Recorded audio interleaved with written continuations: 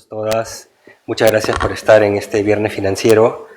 El tema que vamos a tocar hoy día es la importancia de las inversiones responsables. Básicamente este tema va a abordar, digamos, áreas temáticas que intersectan las finanzas con la sociedad, el medio ambiente y la gobernanza empresarial. Para los que ya han llevado el curso, lo van a llevar si están en finanzas. Hay un curso de finanzas sostenibles que justamente toca las aristas de ESG, ¿no? Environmental, social y de governance, ¿no? De gobernanza corporativa. Entonces, justamente es darles una primera aproximación desde el punto de vista de la práctica de en qué consiste esto. Lo que vamos a analizar va a ser tanto las iniciativas que salen del lado de la demanda, es decir, los inversionistas que exigen de los emisores instrumentos de deuda que cumplan con estándares ESG, ¿no? Y qué es lo que está pasando en el mercado, en los mercados internacionales en esa dimensión.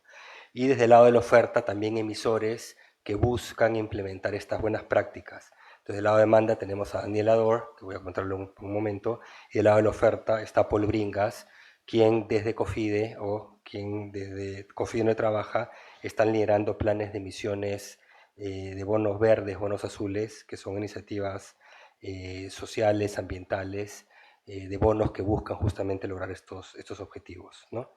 Entonces, yendo a los CVs, el mío creo que ya lo conocen hasta el cansancio, entonces ya me conocen, no tengo que decirlo. Vamos a empezar con Daniela Dor, que va a ser la primera expositora. Ella en este momento es consultora, cuentan con más de 25 años de experiencia en el sector financiero y los mercados de capitales, especializada en análisis financiero, crediticio y de inversiones. Como gerente de alternativos y análisis en Prima AFP, lideró el programa de inversiones responsables y cambio climático, implementando procesos para evaluar factores ESG y coordinando con empresas públicas sobre sostenibilidad.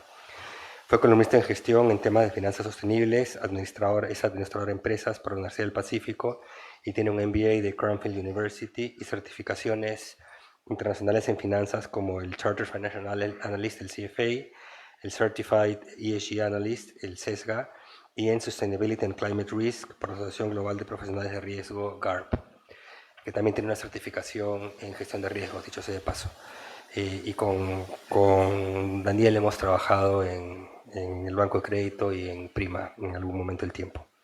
Paul Bringas es gerente de finanzas de COFIDE, también con más de 25 años de experiencia internacional en finanzas, inversiones, asesoría y gestión de riesgos en empresas como Interseguros, Moody's, CAF y FLAR. Ha liderado áreas de finanzas como el CFO y de estrategia y actualmente es profesor acá en la sección finanzas del Departamento de Economía de la PUC. Es economista por la PUC, con un MBA de Lengua U Stern School of Business y también cuenta con el CFA. Entonces, sin más, la estructura va a ser 30 minutos de presentación para cada expositor. Después habrán unos 20 minutos de intercambio de preguntas que me van a hacer llegar de ustedes, ¿no? Y que van a ser algunas motivadas por mí, y después una última sección de preguntas con micro de aquellos que quieran, aquellas que quieran hacer preguntas, ¿de acuerdo? Entonces, esa es la agenda y sin más le dejo eh, el podio a Daniela. Quizás nosotros vamos para adelante, Paul.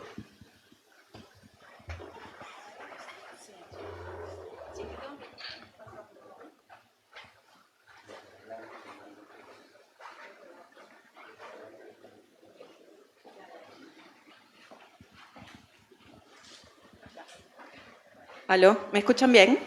¿Sí? Hola a todos. Bueno, gracias Alonso por la invitación, por la presentación. Gracias Julio también. Contenta de estar acá con ustedes. Una hora complicada, espero que no se duerman, ¿no? Justo después del almuerzo, pero hacerlo entretenido.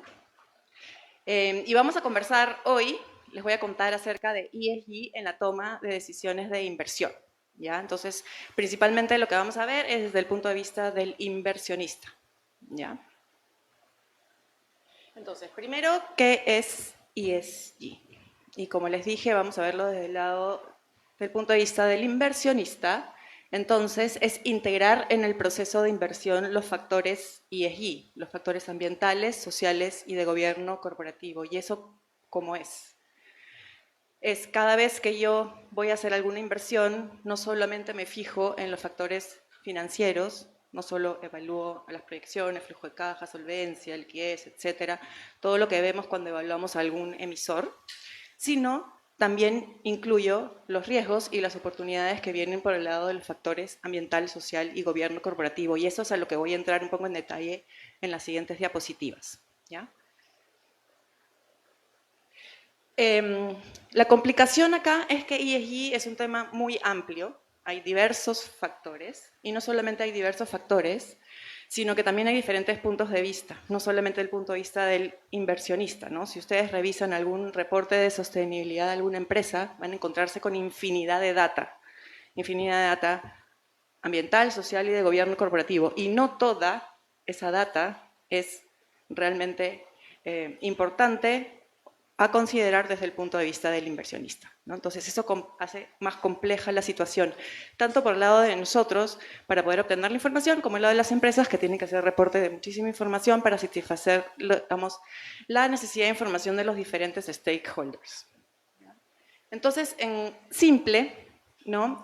Me gusta esta definición de ESG. ESG no es solo un filtro ético, porque así nació ESG décadas atrás, ¿no? Con este tinte de buscar hacer algo específicamente ético, dejar de canalizar capital hacia ciertas actividades, sino que es una herramienta para mejorar la gestión de riesgos y crear valor sostenible, ¿no?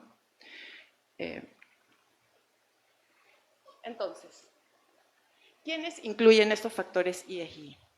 Principalmente los inversionistas, ¿ya? Este término ESG, este acrónimo, fue creado alrededor de los 2000, inicio del 2000, principalmente, específicamente en el 2004, y en el 2006 se institucionaliza. ¿Cómo se institucionaliza? Se crea este organismo que se llama los Principios para la Inversión Responsable, que reúne a todos, o la mayoría de los inversionistas que hacen inversión responsable en el mundo, ¿ok?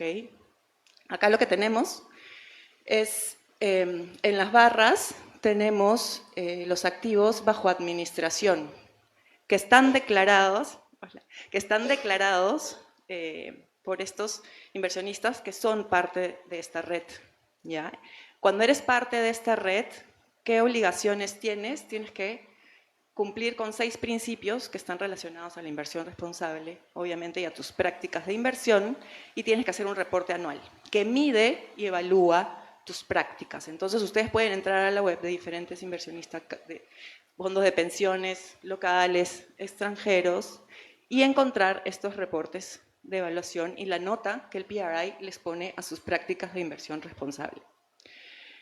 A nivel global, son más de 4.500 inversionistas, esta data es del 2023, y representan aproximadamente entre el 60 y el 80% de las inversiones que se gestionan profesionalmente en el mundo, ¿ya? Para que se den cuenta de la magnitud. Entonces aquí pueden ver el crecimiento tan importante que ha tenido en los últimos años, y también un factor, digamos, que no es menor, es que solamente tiene un poco menos de 20 años de creado, ESG. Entonces eso también es parte de todo lo que vemos y escuchamos en el mercado, ¿no? De todas estas nuevas regulaciones que salen, nuevos requerimientos, porque es algo si se quiere, en formación y que va a seguir cambiando y evolucionando, ¿ok? Como dato, en la TAM, ¿no? Al 2023 ya eran 130 signatarios de los principios de inversión responsable. Pero ¿cuáles son estos factores? ¿No? A ver, rápidamente los factores ambientales, ¿no? Creo que el cambio climático es el primero que se nos puede venir a todos a la mente, sobre todo por lo que viene ocurriendo en la Amazonía, en nuestro país.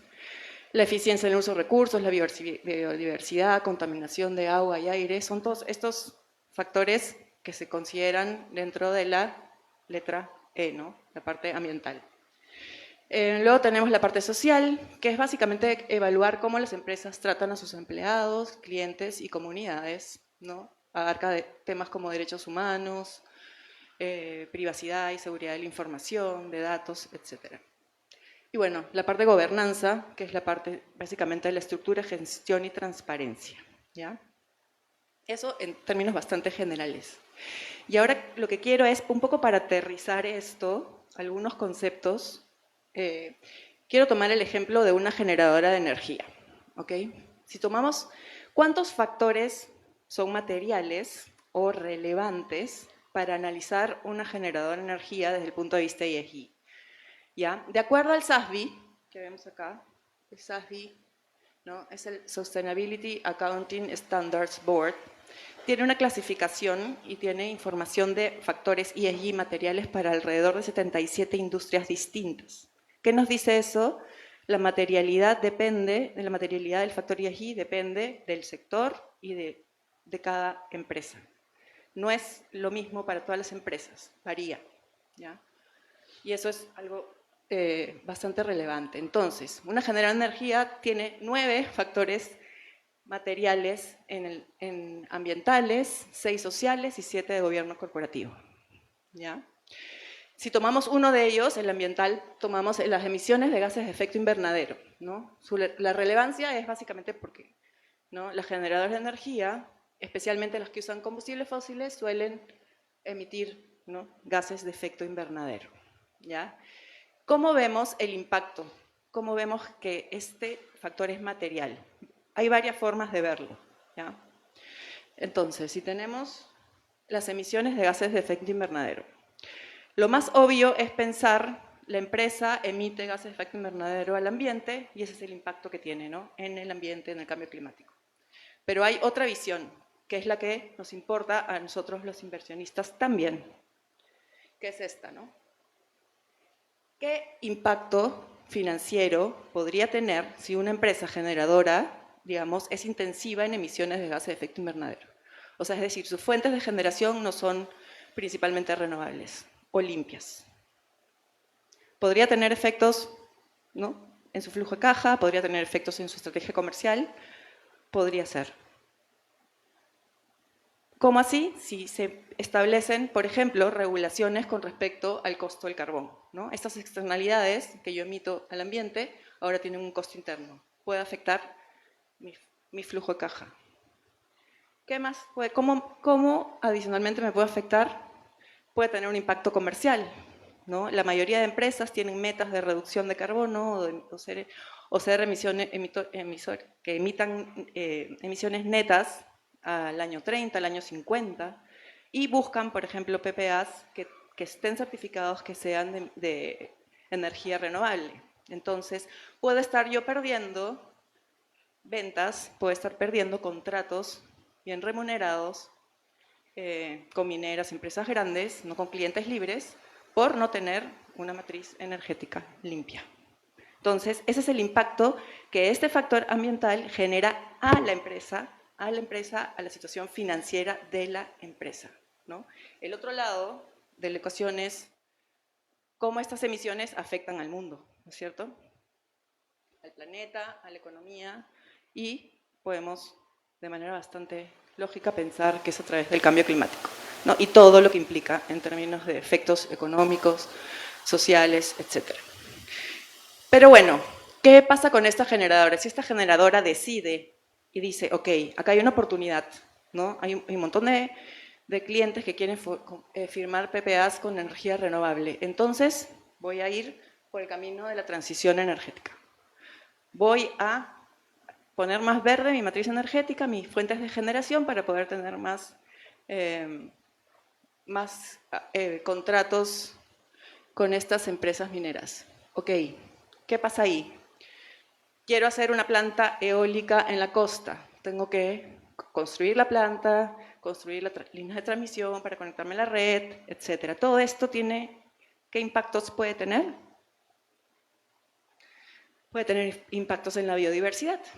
Tengo que, obviamente, ver este tema ambiental material para mi plan de construir esta planta. Tengo que ver el tema de comunidades.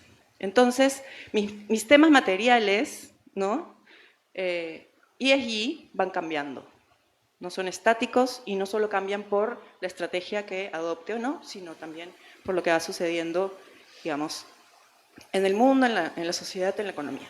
¿Ya? Entonces, este es un concepto que es clave tenerlo claro, que es la definición de materialidad, ¿ya? Y que está también, digamos, en el medio de las controversias, ¿no? Y lo van a entender ahora por qué. Entonces, tenemos la materialidad financiera, que es la que se centra en los riesgos y oportunidades asociados, ¿no?, a los factores ESG que influyen en el rendimiento financiero de la empresa, o sea, desde afuera hacia adentro. ¿Ok? Y luego está la materialidad de impacto, que es la que se centra en cómo la compañía genera impacto en la sociedad y en la economía, desde adentro hacia afuera. ¿Ya? Y estos dos impactos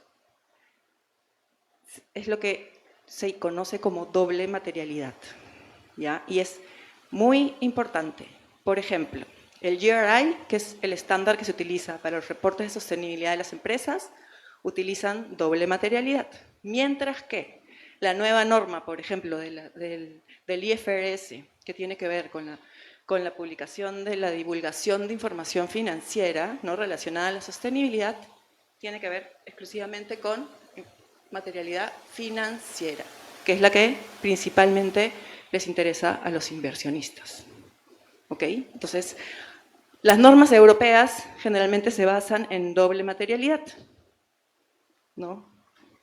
Y hay otras normas que utilizan solo materialidad financiera. ¿Por qué digo que esto está en el centro de la controversia? Porque para algunos, ¿no?, hacer materialidad financiera no es suficiente.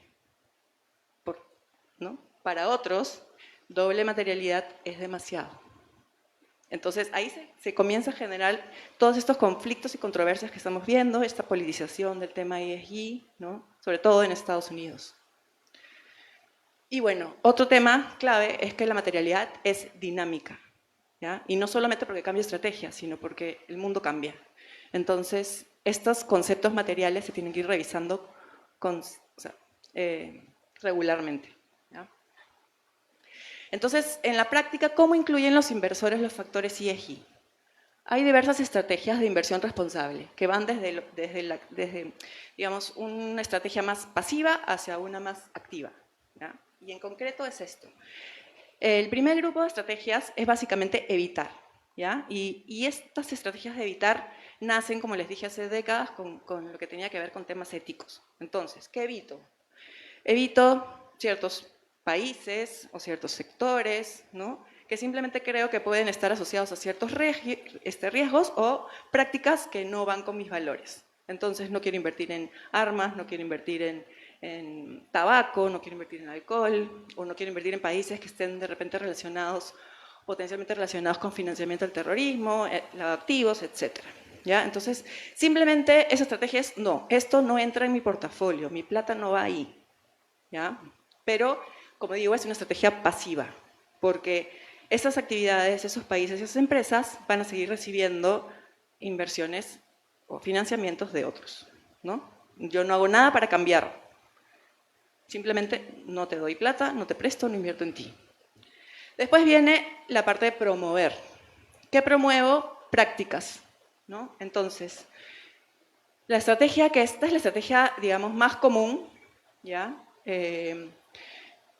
La que más, digamos, penetración tiene en general en los portafolios, que es la de integración, ¿ya? Que es básicamente considerar los aspectos ESG al proceso cuando tomas decisiones. No solamente veo lo financiero, como les decía al inicio, también veo los factores ASG materiales, ¿ya? Acá esa palabra es la más importante. No cualquier factor ESG. No todos los factores ESG son relevantes. Los materiales. Después hay una estrategia que se llama Best in Class, que es básicamente yo evalúo mi pool, ¿no?, de empresas o emisores o lo que esté evaluando para invertir y escojo, digamos, los mejores. Las que tengan mejor calificación, esas son las que entran a mi portafolio. Y por último, las inversiones temáticas, que son las que tienen como finalidad solucionar un problema específico, ¿no? Yo invierto en un fondo de agua, ¿no? Va a haber escasez de agua, probablemente eso me genere mucho rendimiento en el largo plazo. Un problema específico. Y luego vienen las estrategias de cambiar, ¿ya? Relacionamiento y votaciones, que es la estrategia más activa, ¿no? Yo no dejo de invertir como la inicial, o sea, no evito una inversión, sino que estando invertido trato de usar mi inversión para cambiar un comportamiento, ¿no? Hay una empresa que no mide su huella de carbono, por ende, si no la mide, no la puede gestionar, por ende, no puede tener un plan de transición, no puede tener un plan, ¿no? Entonces, ¿qué hago yo? Con mis acciones, con mi capacidad de voto, con mi capacidad de ser accionista y pedir reunión con la gerencia, mando cartas, lo hago solo, lo hago acompañado con otros inversionistas, presiono y exijo que se cambie el comportamiento, que se pongan metas, que se comience a medir, que se comience a gestionar. ¿Ok? Entonces, eso es una estrategia más activa. Y la otra es la de inversión de impacto, ¿no? Que ahí sí invertimos en ciertos instrumentos específicamente para conseguir el impacto deseado en lo social o en lo ambiental. ¿Y por qué es importante incorporar factores ESG? O sea, ¿por qué deberíamos hacerlo? ¿No? Hay muchas razones y voy a tratar de, no sé ni cuánto tiempo ya voy, pero voy a tratar de, tengo tiempo, ay, me queda 15, ya. Voy a tratar de dejarles claro por qué los inversionistas incluimos, ¿no? Incluyen los factores ESG en sus procesos de inversión. Lo primero es porque, como decíamos, el entorno es cambiante.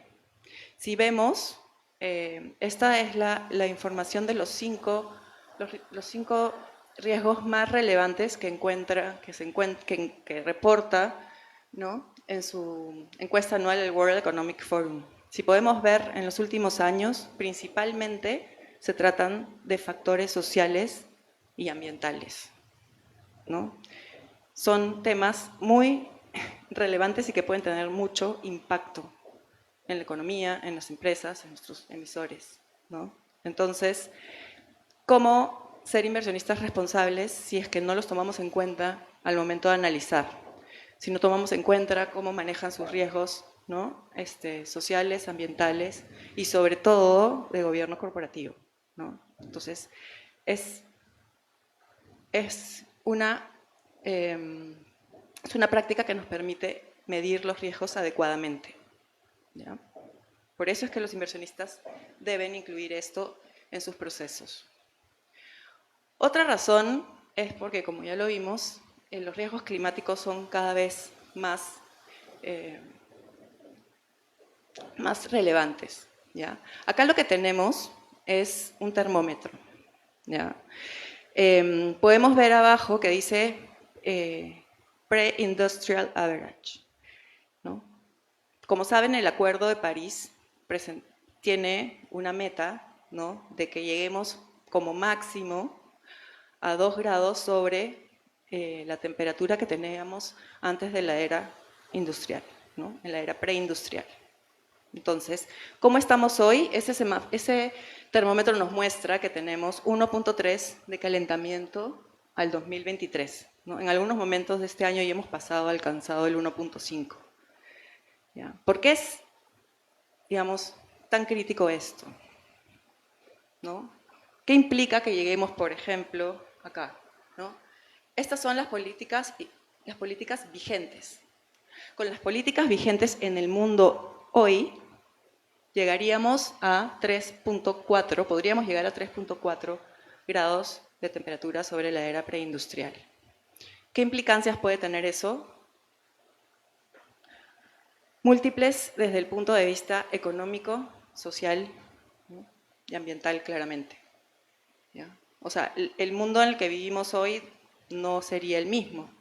Como podemos ver hoy con, por ejemplo, el claro ejemplo de los incendios forestales, ¿no? Si bien hay algunas razones, otras razones, no una única razón para la que está sucediendo, el cambio climático y sus consecuencias, o sea, las consecuencias que tiene, ¿no?, en las sequías, las temperaturas, las corrientes, etcétera, exacerban estos efectos negativos, ¿no? Exacerban todos estos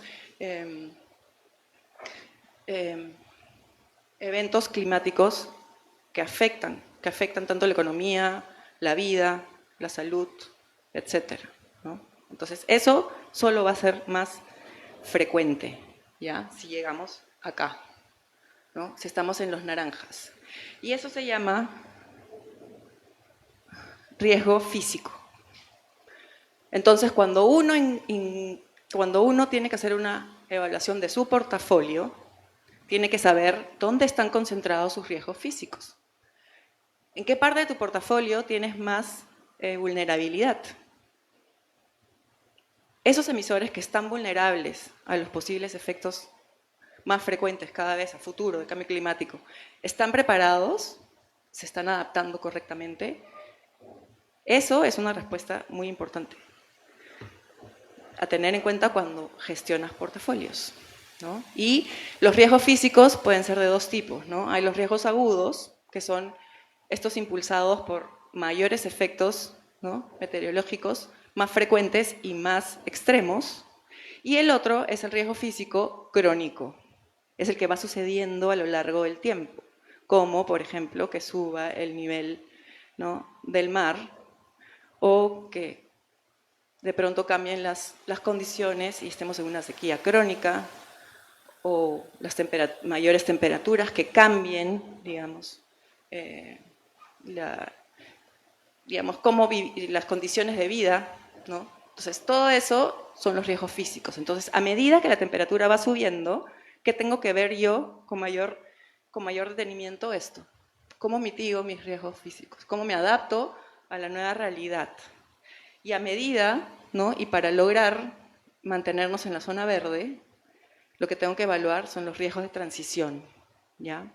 ¿Qué pasa con mi portafolio? ¿Dónde están los mayores riesgos si la economía realmente se mueve hacia la transición, hacia una economía baja en carbono, ¿no? ¿Y qué pasa si esa transición es demorada y es drástica? Porque no sucede paulatinamente. ¿Cómo estoy preparado yo como empresa, como país, ¿no? Y ahí surgen estos riesgos, ¿no? Riesgos de políticas y reglamentación, lo que veíamos con la generadora, ¿no? O sea, si me ponen un impuesto, si me limitan las emisiones, ¿no?, si mis costos suben, no tengo agua, el costo de tener agua es más alto, mis costos de construcción, etcétera, etcétera, ¿no? Riesgos tecnológicos, ¿no?, nuevas tecnologías que pueden aparecer y que no esté preparado para, o no esté listo para poder sacar provecho. Riesgo de mercado, obviamente lo que veíamos, ¿no? Preferencias de los consumidores, riesgo reputacional, claramente, ¿no? Si sigo emitiendo en un mundo que va hacia la transición energética. Otra razón es porque, digamos, esta es una rueda que ya están dando, ¿no? Es un coche que ya están dando y en algunas zonas del mundo anda con más rapidez, en otras con más dificultad, pero no va a parar. ¿Eso qué quiere decir?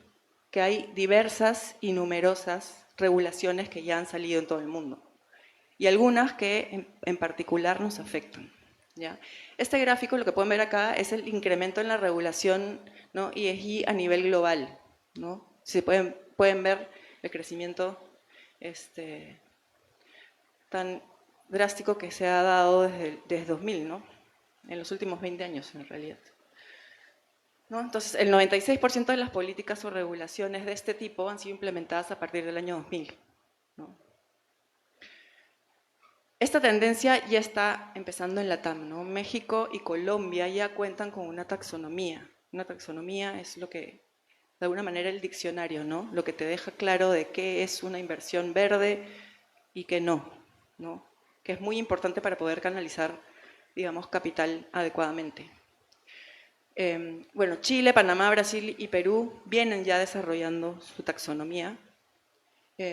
Y por otra parte, Brasil, por ejemplo, ha sido el primer país ya en adoptar estas normas nuevas de divulgación de la sostenibilidad, que son el IFRS, la S1 y la S2. Ya nosotros como Perú no estamos obligados a hacerlo, pero, digamos, reportamos en IFRS, entonces es probable que en algún momento también las adoptemos, ¿no? ¿Y eso qué implica? Que vamos a tener que reportar nuestros estados financieros auditados y la información sostenibilidad relacionada a esos estados financieros anualmente. ¿Para qué? Para que podamos tener, con el punto de vista de materialidad financiera que les decía, para que podamos tener información consistente, o sea, que le importe al inversionista, al mercado de capitales, ¿ya?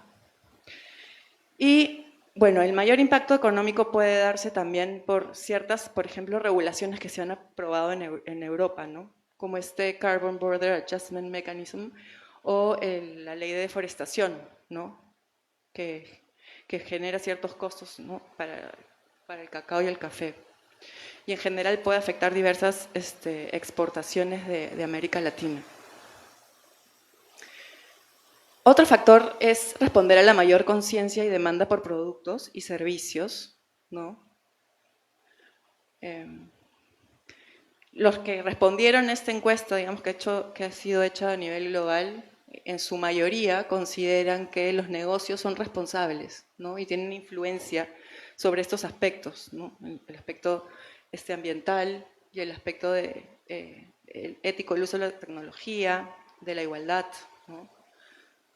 Y asimismo están dispuestos a pagar más por productos que cuiden el ambiente, ¿no? Eso es algo que tenemos que tener, obviamente, muy en cuenta a la hora de analizar inversiones y analizar, obviamente, estrategias y analizar crecimiento.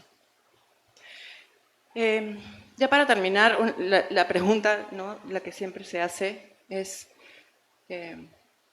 ¿hay sacrificio de rentabilidad cuando hacemos ESG? Para mí, evidentemente, hacer ESG es un mejor manejo de riesgos y en general de riesgos y oportunidades. Si vemos digamos, resumen de los 1000 estudios publicados entre el 2016 y 2020, el 71% muestra relación o positiva o neutral entre las prácticas ESG y el performance de las empresas, ¿no? Y eso tiene que ser obviamente medido en largo plazo, ¿no? Obviamente una inversión de corto plazo puede tener cierto efecto. Y ahí obviamente hay que ver el tema material, ¿no? Lo que sea material, evidentemente, debe generar valor en el largo plazo. Hay múltiples desafíos y retos para la inversión responsable. Acá solo alguno de ellos, ¿no? Como les decía, el tema de reporting, ¿no? Hay dos lados de esto. Por el lado de los inversionistas es difícil acceder a la información, ¿ya? A veces encuentras mucha información y no necesariamente la que es material y la que necesitas. Y por el lado de las empresas están, ¿no? en esta necesidad de atender a múltiples stakeholders y a veces se pone toda la información y genera evidentemente una carga de trabajo que tienes equipos solamente trabajando para hacer un reporte, ¿no? Entonces eso genera también desafíos y retos. El otro tema es el tema del greenwashing, ¿no? ¿Qué tanto soy realmente transparente y no utilizo, ¿no? el tema de ESG como una ventaja?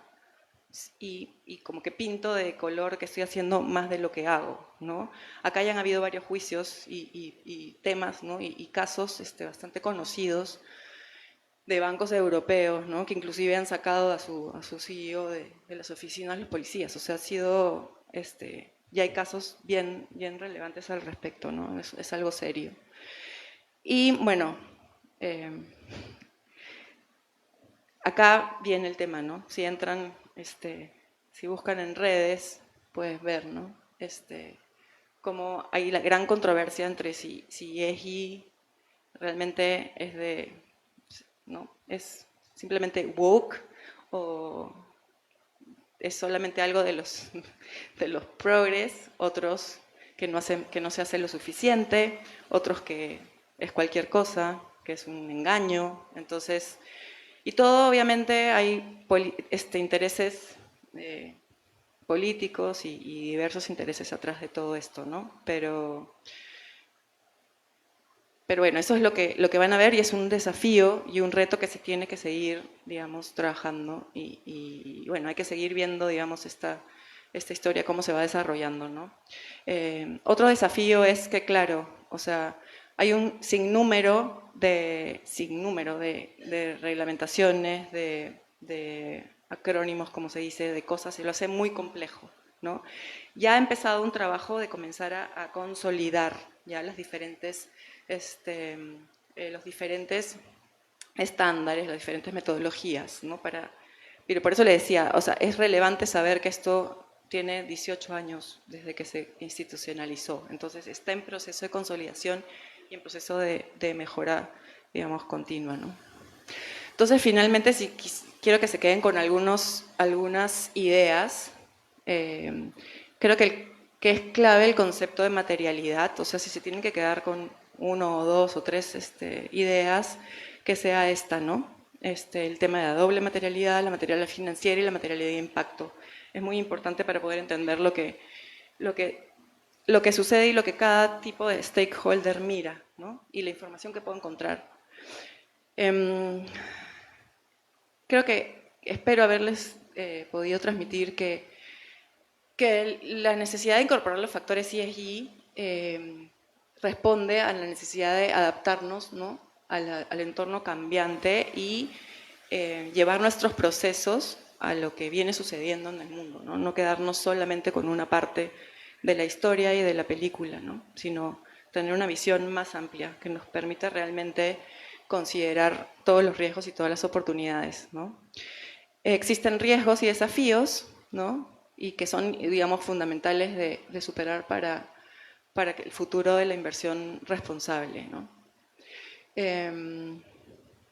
Y bueno, finalmente, nada más dejarlos con esta cita de este libro, ¿no? Es cierto que ESG es una forma imperfecta e imprecisa de pensar en el efecto del mundo en la empresa y el efecto de la empresa en el mundo.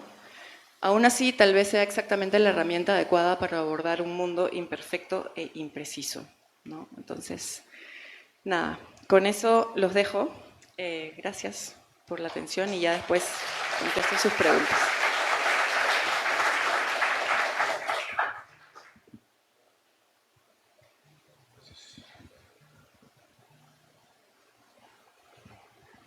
Bien, buenas tardes con todos. Ahora vamos a ver un caso más práctico, nuestra experiencia de Cofidis justamente con lo que son las finanzas sostenibles. Entonces, aquí importante resaltar, bueno, Cofidis es el Banco de Desarrollo del Perú. Entonces, todas las intervenciones que hacemos, todos los proyectos que financiamos, siempre filtramos no solo que tenga un impacto económico, que es obviamente importante, ¿no? para el desarrollo del Perú, sino también buscamos que el desarrollo sea sostenible, es decir, también con estos impactos sociales y ambientales, ¿no? Los llamados ahora ASG. En ese sentido tenemos un rol primordial, diría yo, en el mercado local, tanto de la parte emitiendo bonos, el sell side que llaman el mercado, como también como inversionista, ¿no? El buy side. Sí, entonces les voy a contar un poco lo que hacemos en el banco. Tenemos un portafolio de inversiones en bonos, es otra forma de financiar proyectos, ¿no? Como ustedes saben, los bancos, el principal activo generador de un banco son los préstamos, ¿no? El banco básicamente capta recursos y coloca préstamos, ¿no? Otra forma de llegar a los proyectos es vía bonos, ¿no? Cuando los proyectos ya son proyectos estables, maduros, ¿no? Con flujos también relativamente seguros, pueden emitir bonos. Entonces, allí también podemos nosotros participar comprando ya instrumentos financieros, ¿no? Especialmente bonos, ¿no? Instrumentos de renta fija. Tenemos un portafolio de alrededor de 650 millones de dólares en bonos, ¿no? Tanto en soles como en dólares, la mayoría en dólares.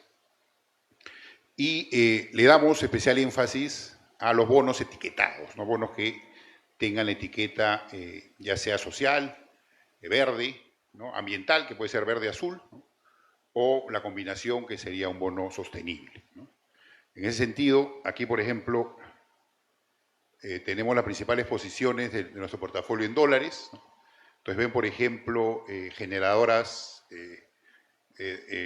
solares, ¿no? Energía eólica, ¿no? Este fue el primer bono verde internacional de Latinoamérica, ¿no? Nosotros participamos justamente como inversionista ancla ahí, Ergon Perú, que es también generación energética fotovoltaica no distribuida, ¿no? El consorcio Transmantaro, que es una línea de transmisión, también su bono etiquetado, y Fondo Mi Vivienda, ¿no? Como ven aquí, alrededor del 30% de nuestro portafolio, ¿no? Incluso más, 31%, cuenta con una etiqueta. Bueno, además, obviamente, buscamos, ¿no? Impactar y ayudar al desarrollo del mercado financiero sostenible, ¿no? Con el tema de sostenibilidad, pero obviamente tampoco podemos descuidar el tema de riesgo crediticio, ¿no? Finalmente, uno como inversionista quieres impactar positivamente en el medio ambiente, en la sociedad, pero también te interesa recuperar tu dinero, ¿no? Digamos, no es beneficencia, ¿no? Si necesitas recuperar tu dinero y obviamente con una rentabilidad acorde al riesgo pues que estás asumiendo, ¿no? Y poco, justo Daniel explicó antes que no van divorciados, ¿no? Van juntos, ¿no? El tema de control de riesgos, de rentabilidad mínima, tiene que ir también de la mano pues con temas ambientales y sociales, ¿no? Entonces, eso por el lado de nuestro portafolio de bono en dólares. En el portafolio de bono en soles también tenemos, como ven ahí, un porcentaje importante, alrededor del 10%, de bonos etiquetados, en este caso con categoría, una etiqueta social, ¿no? Estos son bonos en su mayoría emitidos en el mercado local, ¿no? Por eso también denominados en soles, ¿sí? Y la idea es ir aumentando ese porcentaje, ¿no? Incluso ya queremos ser más activos, hemos lanzado hace un par de meses un programa en el cual buscamos incentivar las emisiones de bonos, sobre todo etiquetadas, ¿no? Siendo un inversionista ancla, ¿no? Cofidis podría participar si el bono es etiquetado, obviamente cumpliendo una serie de requisitos también desde el punto de vista de riesgos. Cofidis puede participar con hasta un 25% de la emisión, ¿no? Comprando el 25% de la emisión. Eso pues le da certeza al emisor de que ya un monto importante de su emisión ha sido ya colocada, está comprometida, y puede pues facilitar la colocación del otro 75%, ¿no? Aquí por sector económico pueden ver, bueno, que tenemos mucho en energía, sobre todo energías renovables, ¿no? Y en el resto de sectores económicos relevantes también, ¿no? Es un portafolio, como les decía, que no, por más que tiene un énfasis en los temas sostenibles, ¿no? De finanzas sostenibles, no descuida el tema de control de riesgos, ¿no? Justamente la diversificación, ¿no? Uno de los principios pues, básicos del control de riesgos es diversificar, ¿no? Nunca te va a ir mal por diversificar, ¿no? Y esto es un poco un pantallazo de la evolución del mercado de capitales local. Fíjense cómo antes de la pandemia, hasta el 2019, en emisiones de bonos locales habían alrededor de 2.000 millones de dólares, ¿no? al cambio, la mayoría en soles, obviamente, entre soles y dólares. El monto total emitido era alrededor de 2.000 millones. Esta figura cambia radicalmente con la pandemia, ¿no? Obviamente por las razones que todos conocemos. Hay un ajuste fuerte, y a partir de ahí ha habido una recuperación, pero no hemos llegado pues, a los niveles que teníamos pre-pandemia, ¿no? Entonces le ha costado al mercado recuperarse. Aquí hay varios factores, ¿no? Y el principal, diría yo, es el tema del retiro de los fondos de AFPs, ¿no? Las AFPs, que son las administradoras de fondos de pensiones, es el principal inversor en el mercado local, inversor institucional en el mercado local, y obviamente si sale ese jugador del mercado, ¿no? Porque están más bien preocupados en tener liquidez para atender los retiros. Ha habido ya el 7º retiro, ¿no? Que acaba de cerrar hace poco. Esperemos que no hayan más, ¿no? Por el bien del mercado y que esto se recupere, se consolide esta recuperación y alcancemos pues, los niveles que teníamos pre-pandemias pronto, ¿no? Entonces, este programa que les mencioné anteriormente, donde Cofidis participa como inversionista ancla en emisiones de bonos, sobre todo etiquetados, no está solamente limitado a bonos etiquetados, pero sí le damos preferencia a bonos etiquetados, justamente trata de atender esta necesidad, ¿no? Trata de ayudar a que el mercado pues, se recupere, ¿no? Y aquí, para que tengan una idea de los principales emisores en el mercado local, está el sector financiero, es el más importante, con más del 76% de las emisiones totales, seguido de energía, consumo masivo, entre otros, ¿no? Y por moneda, obviamente el sol, ¿no? La moneda local, predomina claramente sobre el dólar. Entonces, un poco ya la historia de COFIDE. Somos un emisor recurrente en el mercado local, sobre todo, porque obviamente el mercado local, como sabemos, es menos desarrollado y las emisiones son más pequeñas, pero también somos un emisor con ya bastante historia en el mercado internacional. Tenemos 6 emisiones internacionales, un monto total emitido de 2.700 millones de dólares, ¿no? De las cuales el outstanding o en circulación es cerca de 1.200 millones. Entonces aquí ven todas estas emisiones, ¿no? Comenzaron en el 2012 y de allí para adelante, ¿no? Y para resaltar que hemos tenido ya este año nuestra primera emisión internacional etiquetada. Le pusimos una etiqueta social. Entonces, justamente con este compromiso que tenemos, para eso, nosotros ya veníamos emitiendo en el mercado local, ya teníamos una etiqueta, ¿no? El bono marrón que le llaman, pero además necesitas una etiqueta, ¿no? que identifique ese bono y lo certifique como ya sea verde, azul, social o la combinación, que sería sostenible, ¿no? Para eso necesitas un marco del bono, ¿no? Que te dice cuáles son las categorías elegibles, ¿no? En qué proyectos vas a utilizar esos recursos que captas vía la emisión de bonos.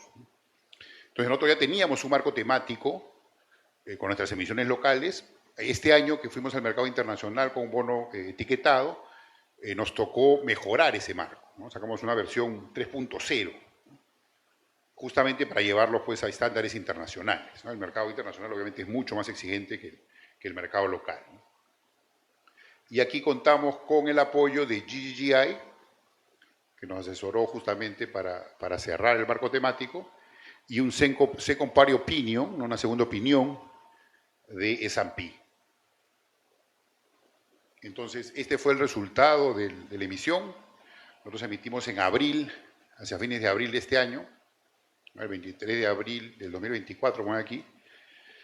Fue una emisión por 300 millones de dólares. Fuimos claros en que no le íbamos a ampliar, ¿no? Porque muchas veces cuando hay sobredemanda se puede ampliar el monto colocado. Sin embargo, a pesar de eso, tuvimos una demanda pues bastante importante. En el libro de demanda, como ven aquí en su pico, estuvo en 1.300 millones de dólares, es decir, más de 4 veces el monto colocado. Y luego fuimos ajustando, obviamente al tener tanta demanda, pues fuimos ajustando el spread, ¿no? Porque finalmente entonces los bonos se cotizan con un spread sobre el activo libre de riesgo de la moneda, que sería el Treasury americano en ese caso, ¿no? Y cuando vas ajustando el spread, es como si pues, le quitas atractivo al bono, va pagando menos cupón obviamente, y algunos inversionistas comienzan a irse, ¿no? Entonces hay que jugar fino ahí hasta donde uno ajusta el spread, pero logramos entonces colocar a un muy buen nivel, 160 puntos sobre el Tesoro americano, 160 puntos básicos, ese es 1.6% sobre el Tesoro americano, el Treasury comparable a 5 años, y alrededor de 60 puntos básicos sobre el soberano en dólares, ¿no? El global, el bono global peruano, ¿no? Eso fue un récord incluso para emisiones de COFIDE. Generalmente nosotros estábamos versus el global, el soberano en dólares, más cerca a 90 o 100 puntos básicos, ¿no? Entonces, sí le encontramos valor a esa etiqueta, ¿no? Porque finalmente, como les decía, emitir un bono etiquetado requiere un esfuerzo adicional. Entonces hay un costo adicional, un costo de recursos humanos que tienes que dedicar, de sistemas, ¿no? de reportería previas, ¿no? Esto de marco del bono, el second party opinion, luego hay que reportar también una vez colocado el bono, ¿no? Con cierta regularidad, y hay un costo, obviamente financiero también por todo eso, ¿no? Y el mercado se pregunta, ¿vale la pena o no? Uno siendo financiero, ya números fríos, ¿no? O sea, a tanto trabajo, ¿me compensa el mercado o no? Es la gran pregunta, ¿no? Nosotros vimos que sí hay mayor interés en los inversionistas, no hay mayor demanda, eso obviamente se traduce pues en una mejor tasa, ¿no? Eso en el mercado se le llama greenium, ¿no? El greenium es ese valor que tiene la etiqueta. Entonces hay un valor, ojalá fuera más, ¿no? Pero existe. Y esto es en el mercado local. Nosotros venimos emitiendo bonos etiquetados incluso antes, ¿no? Esta emisión internacional de 2019, como les decía, emitimos nuestro primer bono verde, ¿no?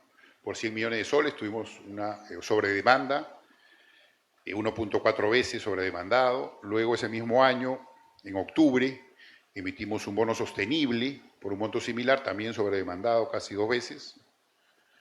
Y el 2021 emitimos un bono social, justamente los recursos de este bono se utilizaron para financiar un programa del gobierno para contrarrestar los efectos de la pandemia, el FAEMIPE, este programa de apoyo empresarial. Entonces, por eso la etiqueta es social, ¿no? Y también sobredemandado incluso más de 2 veces, ¿no? Y más recientemente hemos estado emitiendo en la parte corta de la curva, ahora mismo por este tema, esta distorsión que hay en el mercado, como les decía, por los retiros de las AFPs, toda la acción está en la parte muy corta, lo que le dan money market, ¿no? Mercado de dinero de 0 a 1 año, ¿no? En plazo. Ahí están las AFPs nuevamente comprando, pero en muy corto plazo, porque les interesa tener liquidez, ¿no? O luego hay que ir a la parte muy larga de la curva, ¿no? Que es más en el sector de 10 años o más largo incluso, ¿no? Porque ahí están las aseguradoras, ¿no? Las compañías de seguro ya compran plazos mucho más largos, ¿no?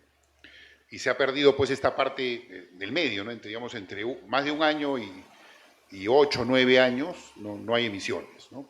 O no hay demanda, básicamente, ¿no? Por ahí se ha secado el mercado, ¿no? Entonces nosotros hemos apuntado justamente, no estando del lado de la oferta, donde está la demanda, en la parte corta, y son las emisiones que hemos venido haciendo últimamente, con etiqueta social en este caso, ¿no? Como ven aquí, tenemos en bonos etiquetados en el mercado local cerca de 650 millones de soles emitidos. Eso es más de la mitad del monto total de emisiones temáticas en el mercado local. Nosotros somos el principal emisor temático en el mercado de capitales peruano. Y algo que estamos trabajando, que ya le pusimos fecha, ¿no? Estuvimos viendo el tema de cuándo lo emitíamos, había que cumplir una serie de requisitos, pero ya tenemos fecha de emisión, va a ser el martes 24. Vamos a emitir el primer bono azul del mercado de capitales peruano, ¿no? Incluso a nivel latinoamericano va a ser el primer bono azul. Y este bono está alineado, bueno, como todos los bonos, etiquetados con los ODS de las Naciones Unidas, específicamente con el ODS referido a acceso a proyectos de agua y saneamiento. ¿Sí? Es un bono, es una historia bonita. Ahora tengo un video que lo vamos a pasar hacia el final de la presentación. Nos hemos asociado, hemos trabajado en conjunto con el FECMAC, que es la Federación de Cajas Municipales, con 6 cajas municipales que tienen préstamos, microcréditos en realidad, son préstamos en promedio de 3.000 soles, exclusivamente para instalación de baños. Eso permite instalar baños en zonas periurbanas y rurales, en zonas de muy bajo ingreso, ¿no? Y le dan pues acceso a estas personas a infraestructura muy básica, ¿no? Como es un baño, ¿no? Entonces es acceso al agua y saneamiento también, ¿no? Las cajas que tienen este crédito ya funcionando, incluso tienen una cartera, es Caja Arequipa, Caja Cusco, Caja Huancayo, Caja Ica, Caja Piura y Caja Trujillo. Entonces son estas 6 cajas, la Federación de Cajas y Water.org, que es una ONG de Estados Unidos, que también ha apoyado en todo este proyecto. Entonces los recursos que nosotros captemos con el bono, estamos apuntando a captar 100 millones de soles, van a ser canalizados a estas 6 cajas para destinarlos exclusivamente a este tipo de préstamos, ¿no? Para que ellos finalmente presten vía créditos muy pequeños, microcréditos, exclusivamente para instalación de baños. Entonces, como les decía, cuáles van a ser las características del bono, vamos por 100 millones, tratamos de ir un plazo más largo, pero nos chocamos contra la realidad de que el mercado, como les decía, todavía en esa parte de entre 1 y en ese rango, digamos, de plazo, ¿no? Mayor a 1 año y menor a 10, está seco, ¿no? O sea, podrías emitir, pero montos más pequeños, no tenemos un monto de 100 millones, que es relativamente relevante, digamos, en el mercado peruano. Entonces, hemos tenido que ir donde está la demanda, ¿no? Esto ya por temas de mercado, y nos vamos al plazo de 1 año, que calza relativamente bien con los préstamos, que finalmente donde van a ir este fondeo, ¿no? Que es entre 1 año y 1 año y medio, más o menos, estos préstamos para instalación de baños que les comenté, ¿no? Ahora, queremos que este programa escale, ¿no? Es el primer ejercicio que hacemos financiando con las cajas, ¿no? Queremos escalarlo, ¿no? Que tenga mayor llegada, incluso que bajar la tasa, porque la tasa final a los beneficiarios finales es aún alta, ¿no? Por los costos operativos que tienen las cajas. Entonces, ese es uno de los objetivos a futuro. Queremos mantener este programa, ¿no? Y seguir emitiendo bonos azules, mejorándolo con la reducción de tasas a los beneficiarios finales, que escale, ¿no? En montos y en zonas donde pueda llegar estos créditos. Y obviamente, bueno, ya vimos que está pues alineado al ODS número 6 específicamente, al permitir acceso a agua limpia y saneamiento, ¿no? ¿Sí? Entonces, eso es lo que tengo para presentarles. Si quieren, vemos el video que habla justamente sobre los préstamos que van a ser fondeados vía la emisión del bono este martes 24.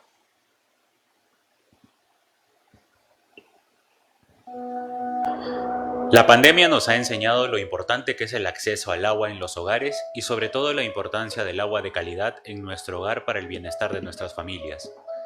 Muchas personas en nuestro país tienen que madrugar para esperar una cisterna todos los días para que se les venda el agua del día. En el Perú, 4 millones de personas carecen de acceso al agua potable, casi 6 veces el número de habitantes de Arequipa y casi 16 veces el número de habitantes de Tacna. En marzo del 2017, FECMAC y WaterOrg firmaron un convenio cuyo principal objetivo ha sido facilitar la implementación de un nuevo producto financiero para acceso de agua y saneamiento. Es así como las cajas municipales de ahorro y crédito ofrecen créditos especializados para financiar conexiones de agua y desagüe, tanques elevados, filtros de agua, termas, construcción y mejoramiento de baños, logrando un portafolio total de $253 millones.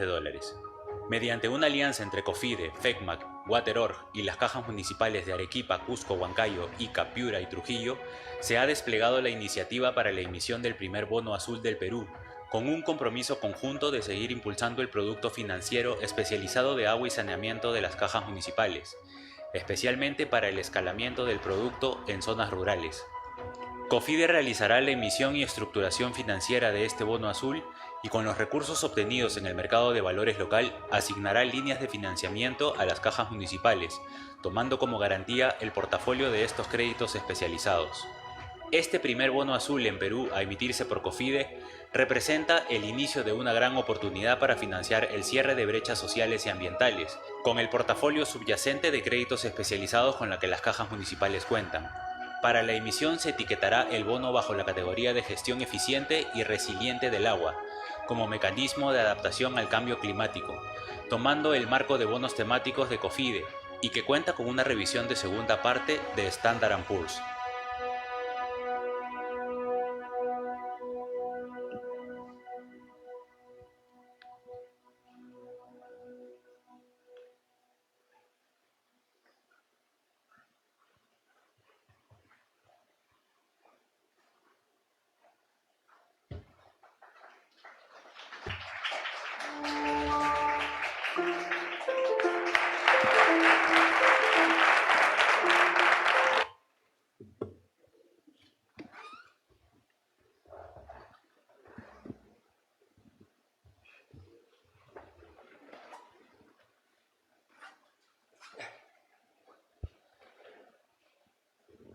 Bueno, muchas gracias a ambos expositores por sus presentaciones y a los asistentes vayan preparando preguntas para la sección de preguntas del público. Yo voy a comenzar con algún par de preguntas introductorias.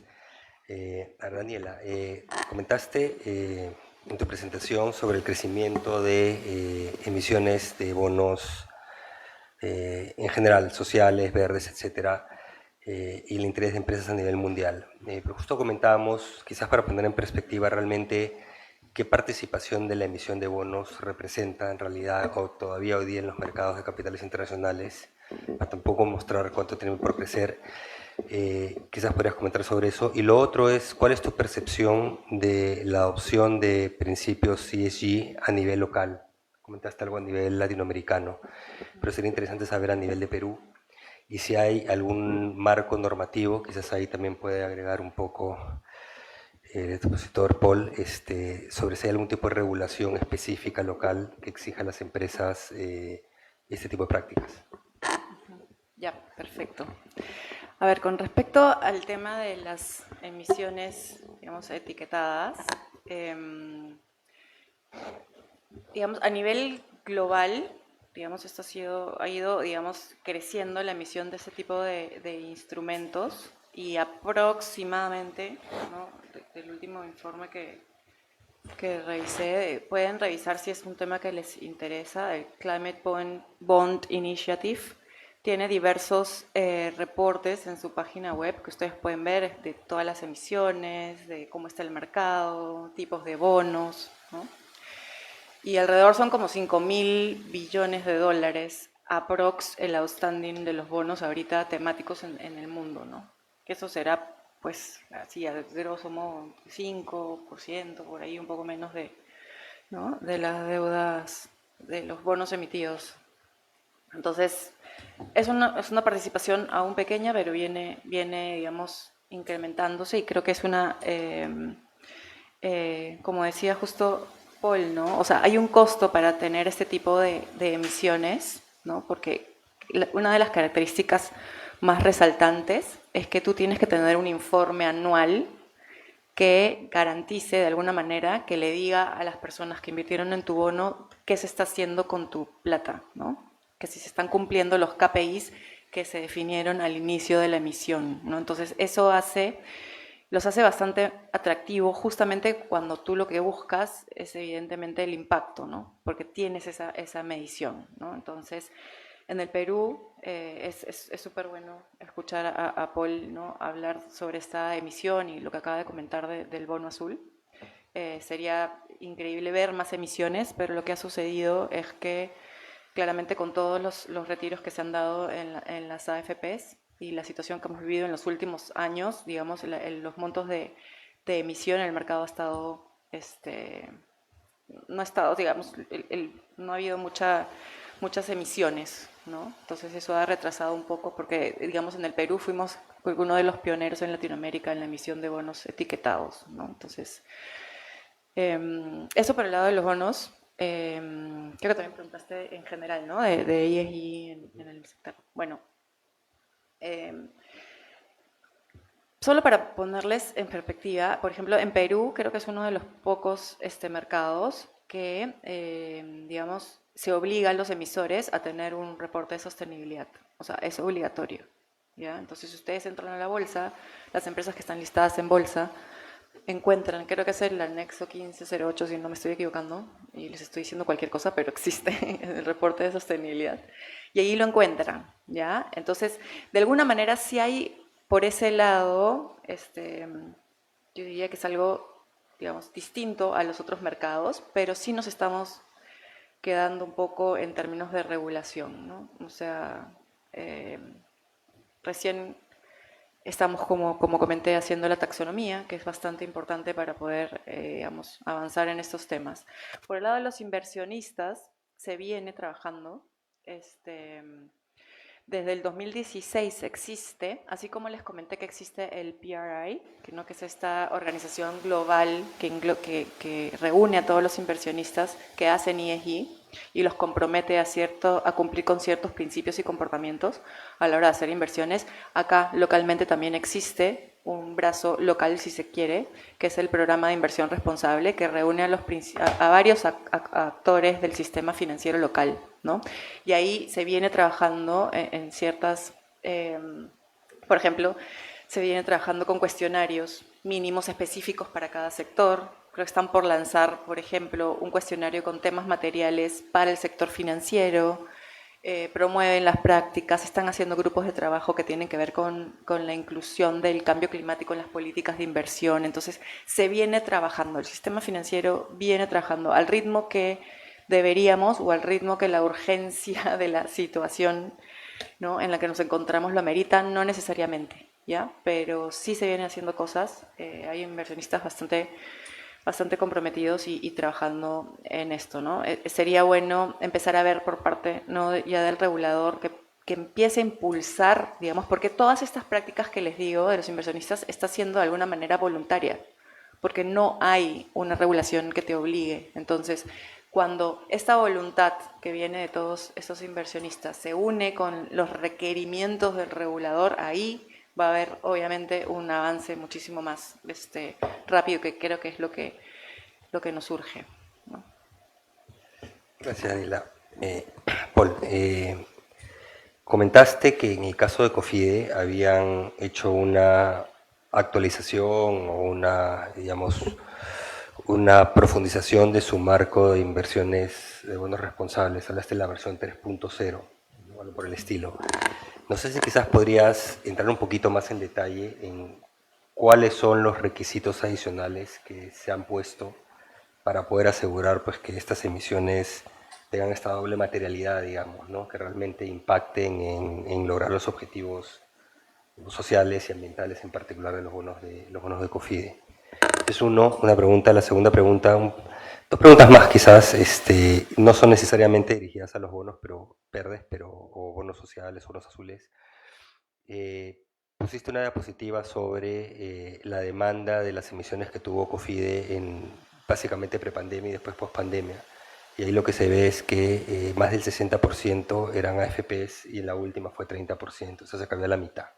Es un poco también explicar la problemática no solo para los bonos temáticos, los bonos etiquetados, sino en general cuál es la problemática que se ha generado con los retiros de AFPs. No es el tema central de esto, pero el viernes financiero previo hicimos justamente el tema de reforma de pensiones, ¿no? Entonces es un tema que creo que también es relevante, ¿no? Y lo tercero, que también siendo Cofide un banco de desarrollo, teniendo una línea de apoyo en términos de infraestructura bastante importante, ¿qué avances has visto en términos de requisitos para proyectos de infraestructura público que tengan principios de sostenibilidad, ¿no?, que se ha incorporado en inversión pública, en inversión público-privada, que puedas decir que es relevante mencionar, digamos, del otro lado, el sector real más que el sector financiero, ¿no? Gracias. Sí, cómo no. Bueno, la primera parte, la primera pregunta, ¿no?, el tema del marco del bono. Nosotros, como comenté, comenzamos a emitir bonos temáticos en el mercado local en el 2019. Entonces teníamos ya un marco de bono desarrollado, era con una empresa, bueno, no quiero decir nombre, pero no era muy conocida, digamos, en el mercado internacional, ¿no? Y un poco lo que dice Daniela, dado que el mercado local no te exige, no hay requerimientos específicos para que, mínimos, digamos, para que tu bono sea temático, pues bastaba que tengas una etiqueta, ¿no? Entonces fue suficiente, digamos, para comenzar a emitir localmente, ¿no? Inicialmente, pues, nos interesaba más bien generar dinámica en el mercado, ¿no? Entonces ese marco incluso lo mejoramos, ¿no? Nos pasamos de la versión 1.0 a la versión 2.0, pero ya cuando salimos a emitir internacionalmente, tampoco existe una regulación, dicho sea de paso, internacional. No es que la SEC, nosotros emitimos bajo regulación de Estados Unidos, ¿no?, de Nueva York específicamente, pero la SEC no te exige, bueno, obviamente que tengas la etiqueta, ¿no?, pero no te da unos parámetros mínimos, ¿no? Lo que sí exige es los inversionistas sí te piden que sea una empresa conocida, ¿no?, una empresa grande, respetada, digamos, en estos temas, ¿no? Y ahí fue que vimos con la necesidad de contratar a una empresa ya de renombre internacional, ¿no?, que fue GGI, que es una empresa conocida a nivel internacional por estos temas, ¿no? Y en ese sentido, pues tuvimos que mejorar el marco que ya teníamos, ¿no? Pasamos a la versión 3.0, e incluso el Secondary Opinion también lo sacamos con S&P, ¿no?, que es esta clasificadora de riesgos internacional, que tiene, pues, un área donde también ven estos temas ASG, ¿no? Entonces, con eso ya los inversionistas, pues, se interesan, ¿no?, comienzan a ver tu bono. Nadie impedía, la verdad, que emitiéramos, por ejemplo, con el marco que ya tenía. Lo podíamos hacer. ¿No? Pero incluso los bancos que nos asesoraban sí nos dijeron que corríamos el riesgo porque la demanda sea menor. ¿No? Porque no todos los inversionistas ven, digamos, ellos sí tienen estos fondos. Hay muchos fondos, por ejemplo, en Estados Unidos que solo invierten en bonos etiquetados, ¿no? Y obviamente tienen unos estándares bien altos, ¿no? Entonces sí exigían pues, empresas más reconocidas a nivel internacional, ¿no?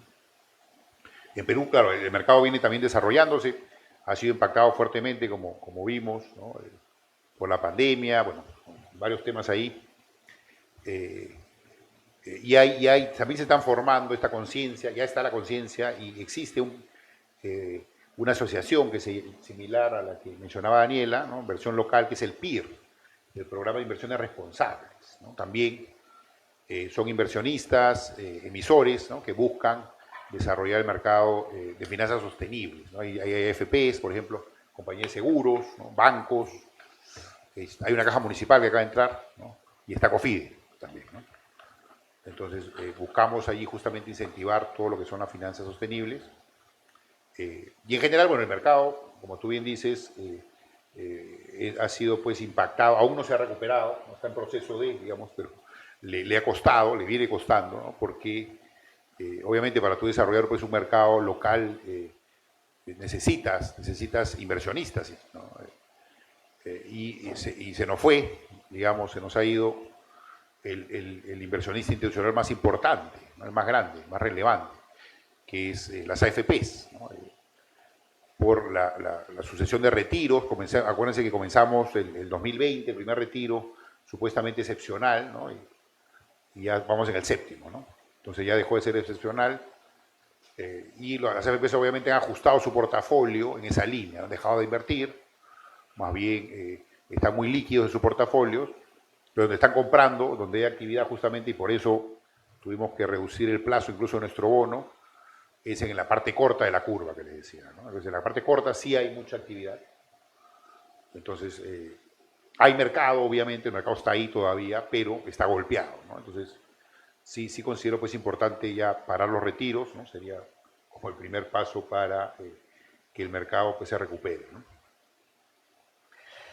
La otra, no sé si te has visto del otro lado de COFIDE, si en términos de requisitos para proyectos públicos, calificación, etcétera, si ha habido algún tipo de, digamos, modificaciones en los términos en que se diseñan los proyectos de infraestructura, sí, para que tengan dimensiones de sostenibilidad. Claro, ese tema, bueno, Invierte P, etcétera, ¿no? Ese tema, bueno, depende por inversión, ¿no? Por inversión es el que justamente lleva estos proyectos de infraestructura, las APP sobre todo. Nosotros sí colaboramos muy de la mano con ellos, ¿no? También, obviamente, uno de nuestros roles es el cierre de brechas, ¿no? Brechas de infraestructura. Entonces sí queremos, buscamos ser activos también en los proyectos de infraestructura, ¿no? Son proyectos tan grandes. Acuérdense, nosotros por temas incluso está en nuestra Constitución, el sector público pues no puede competir con el sector privado, ¿no? Entonces, en la medida que hay inversionistas privados interesados en los proyectos, pues hay que darles, digamos, la ventaja a ellos para que participen. Sin embargo, en estos proyectos son tan grandes, ¿no? Algunos más complejos que otros, hay oportunidad también para que el sector público participe, ¿no? Nosotros, por ejemplo, podemos también participar y complementar en todo caso a inversionistas privados, ya sea locales o internacionales, ¿no? Entonces sí estamos muy de la mano con Proinversión y sí les pedimos también que vayan añadiendo estos temas socioambientales en los proyectos, pero ahí depende mucho del tipo de proyecto, ¿no? Porque hay diferentes tipos de proyectos, pero en general sí hemos visto también una mejora en esos estados. No, muchas gracias.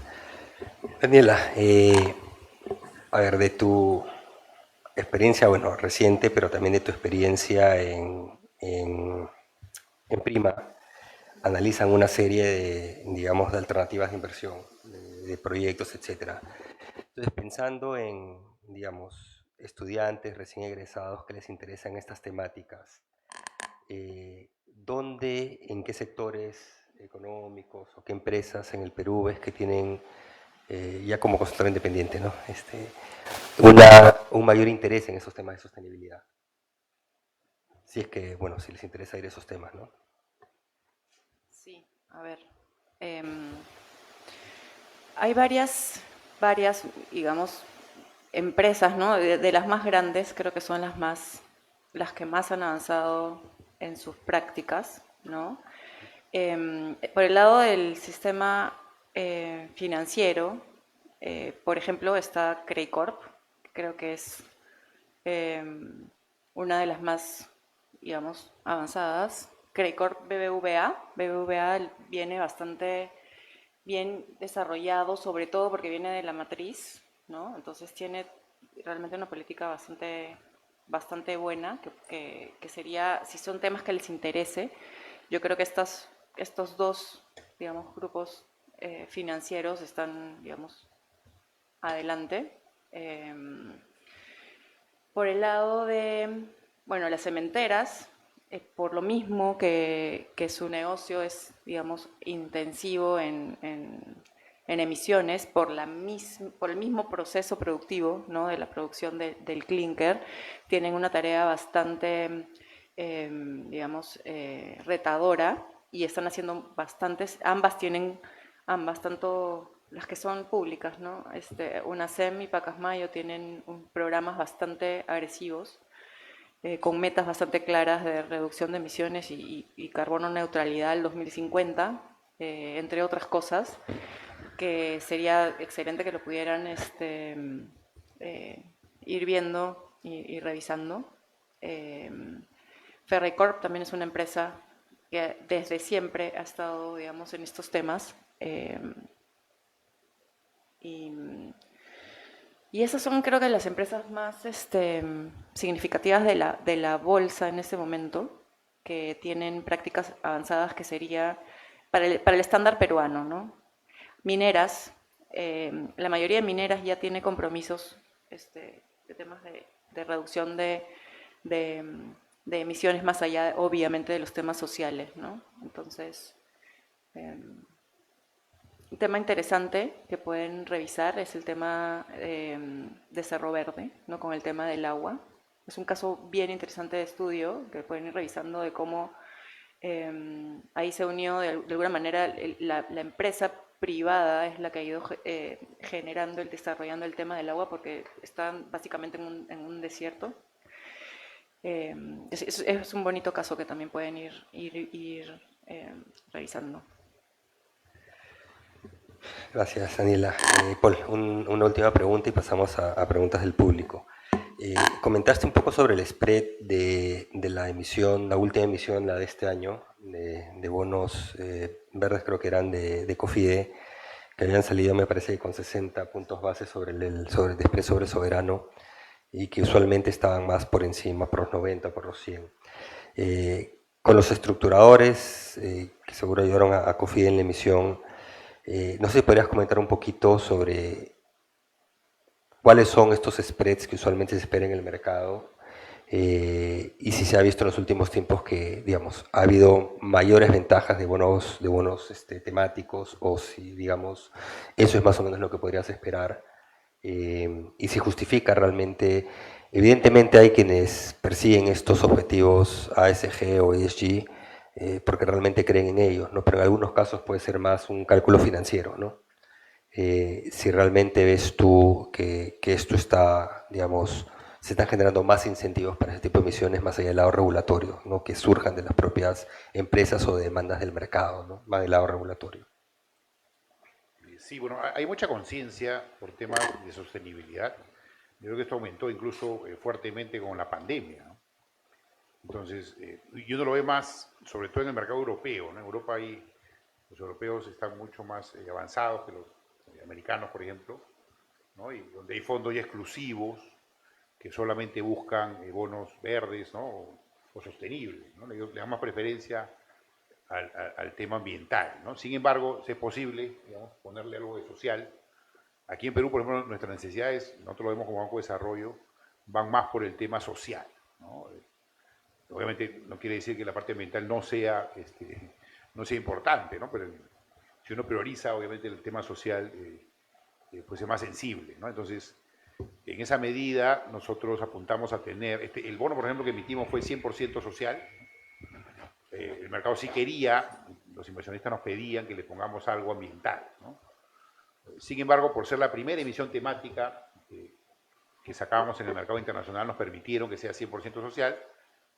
Nuestro compromiso también ha sido, ¿no?, de cara a los inversionistas, que para la siguiente emisión ya le pongamos algo ambiental, ya sea verde o azul, ¿no?, que ya tenemos esta cartera azul, que es pequeña, digamos, pero podría también ser parte de una emisión internacional, de tal forma que sea sostenible, ¿no? Entonces, y los fondos buscan, como les digo, ¿no?, temas ambientales o sostenibles a nivel internacional.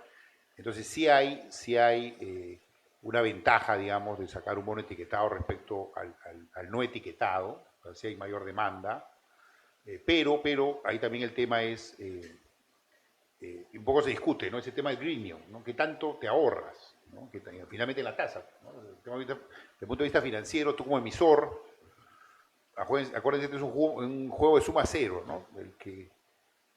El que compras quiere una tasa más alta, ¿no?, el cupón más alto finalmente, y el que vende más bien quiere bajarlo, ¿no? Entonces es como un jaloneo ahí si quieren verlo, ¿no? Entonces los inversionistas sí están dispuestos a ceder en algo el cupón, ¿no?, la tasa que finalmente se van a llevar, ¿no?, el rendimiento, pero tampoco de forma sustancial. Ellos también, obviamente, no van a descuidar el tema de rentabilidad financiera. Entonces, no es una subvención, si quieren verlo, ¿no? Entonces, digamos, lo que vimos nosotros, por ejemplo, en nuestra experiencia es que sí hubo mayor demanda por la emisión, incluso podemos ajustar el spread de forma importante.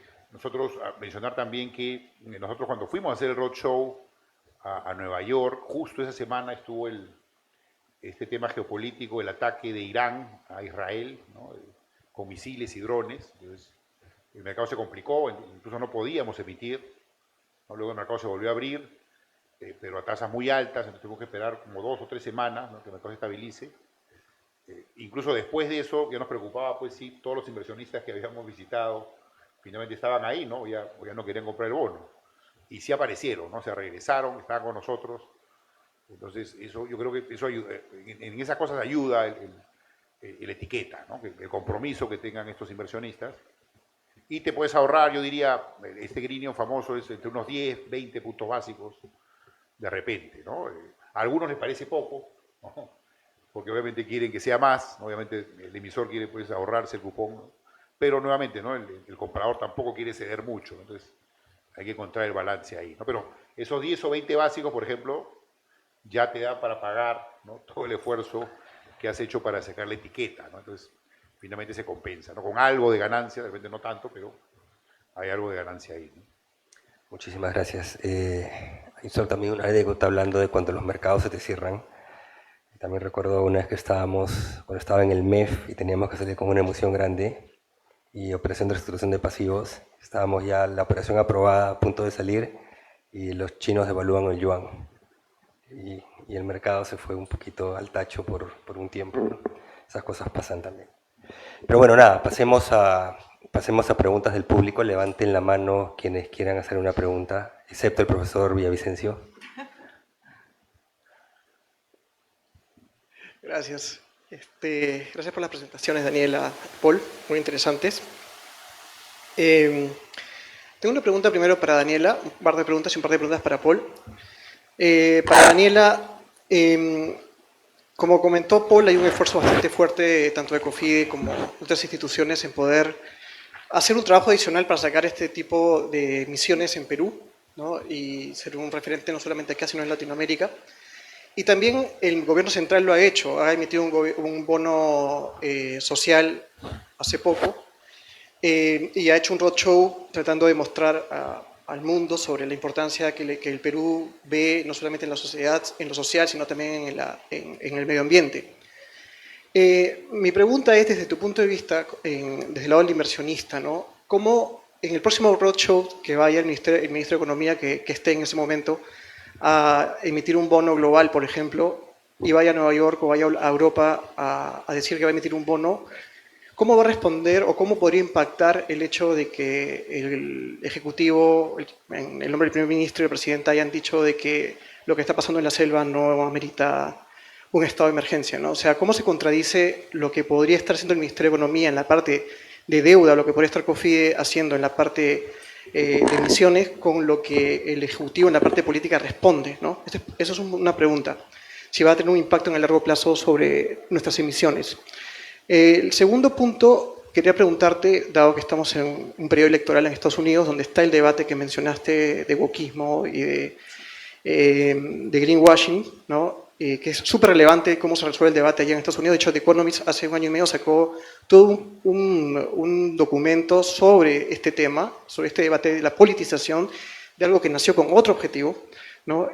¿Cómo podría impactar estas elecciones en este problema a nivel mundial? Porque si Estados Unidos no quiere jugar, digamos, es bien difícil que el resto podamos seguirles, ¿no? Y para Paul, es súper interesante lo que están haciendo con el bono azul. Creo que ya no quiero entrar en detalle de mis críticas sobre el tema, pero lo importante es que están haciendo algo bastante grande, no solamente en la parte social, sino en la parte medioambiental y en la parte del agua.